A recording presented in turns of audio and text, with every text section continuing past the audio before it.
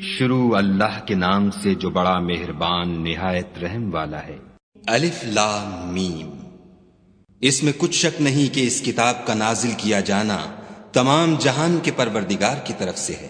کیا یہ لوگ یہ کہتے ہیں کہ پیغمبر نے اس کو از خود بنا لیا ہے؟ نہیں، بلکہ وہ تمہارے پروردگار کی طرف سے برحق ہے، تاکہ تم ان لوگوں کو ہدایت کرو جن کے پاس تم سے پہلے کوئی ہدایت کرنے والا نہیں آیا، تاکہ یہ رستے پر چلے۔ خدا ہی تو ہے جس نے آسمانوں اور زمین کو اور جو چیزیں ان دونوں میں ہیں سب کو 6 دن میں پیدا کیا، پھر عرش پر قائم ہوا۔ اس کے سوا تمہارا نہ کوئی دوست ہے اور نہ سفارش کرنے والا۔ کیا تم نصیحت نہیں پکڑتے؟ وہی آسمان سے زمین تک کے ہر کام کا انتظام کرتا ہے، پھر وہ ایک روز جس کی مقدار تمہارے شمار کے مطابق 1000 برس ہوگی، اس کی طرف صعود اور رجوع کرے گا۔ یہی تو پوشیدہ اور ظاہر کا جاننے والا اور غالب اور رحم والا خدا ہے، جس نے ہر چیز کو بہت اچھی طرح بنایا، یعنی اس کو پیدا کیا، اور انسان کی پیدائش کو مٹی سے شروع کیا، پھر اس کی نسل خلاصے سے یعنی حقیر پانی سے پیدا کی، پھر اس کو درست کیا، پھر اس میں اپنی طرف سے روح پھونکی، اور تمہارے کان اور آنکھیں اور دل بنائے، مگر تم بہت کم شکر کرتے ہو۔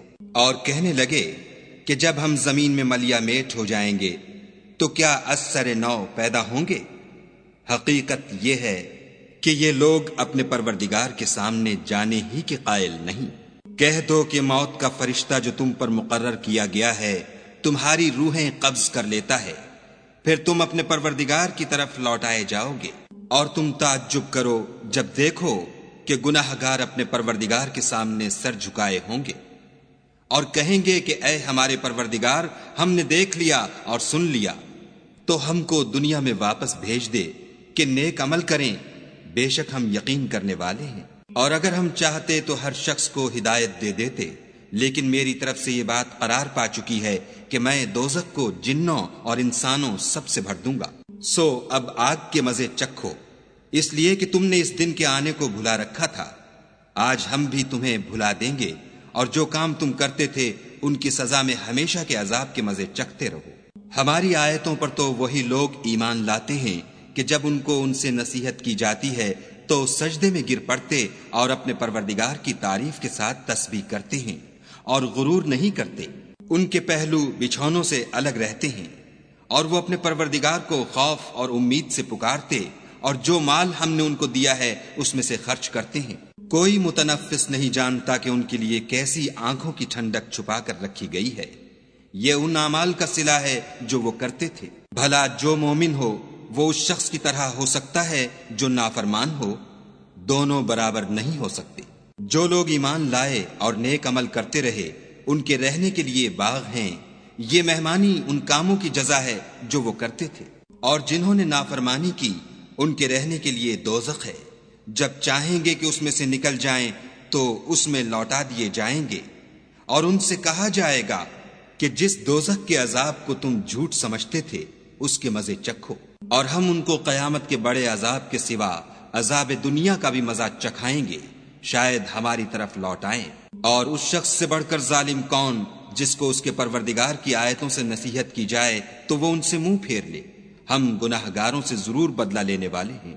اور ہم نے موسیٰ کو کتاب دی تو تم ان کے ملنے سے شک میں نہ ہونا، اور ہم نے اس کتاب کو یا موسیٰ کو بنی اسرائیل کے لیے ذریعہ ہدایت بنایا، اور ان میں سے ہم نے پیشوا بنائے تھے جو ہمارے حکم سے ہدایت کیا کرتے تھے جب وہ صبر کرتے تھے اور وہ ہماری آیتوں پر یقین رکھتے تھے۔ بلا شبہ تمہارا پروردگار ان میں جن باتوں میں وہ اختلاف کرتے تھے قیامت کے روز فیصلہ کر دے گا۔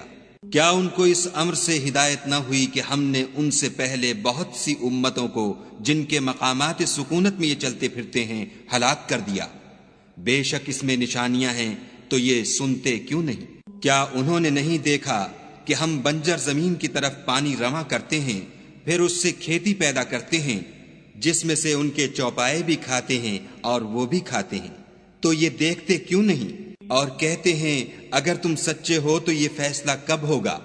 کہہ دو کہ فیصلے کے دن کافروں کو ان کا ایمان لانا کچھ بھی فائدہ نہ دے گا اور نہ ان کو مہلت دی جائے گی، تو ان سے منہ پھیر لو اور انتظار کرو، یہ بھی انتظار کر رہے ہیں۔